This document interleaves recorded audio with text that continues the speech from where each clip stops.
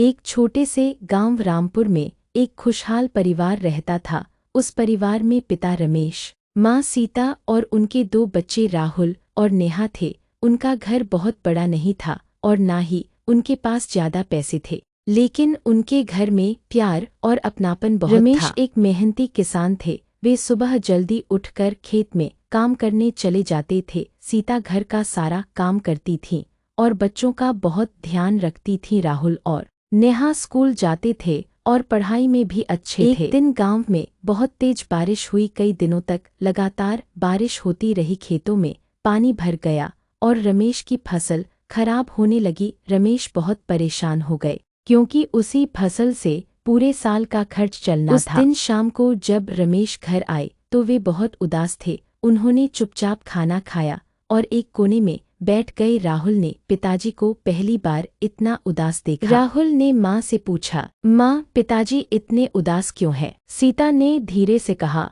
बेटा, बारिश की वजह से खेत की फसल खराब हो गई है, इसलिए पिताजी चिंता में है। यह सुनकर राहुल और नेहा भी सोच में पड़ गए। अगले दिन दोनों भाई बहन जल्दी उठे और पिताजी के साथ खेत पर चले गए। उन्होंने पिताजी से कहा, पिताजी, हम भी आपकी मदद करेंगे। रमेश ने मुस्कुराते हुए कहा, तुम लोग अभी छोटे हो, तुम पढ़ाई करो। लेकिन बच्चे मानने वाले नहीं थे। राहुल ने खेत से पानी निकालने में मदद की और नेहा घर के छोटे मोटे काम करने लगी ताकि माँ को आराम मिल सके। कुछ दिनों बाद पूरे परिवार ने मिलकर खेत को फिर से ठीक किया।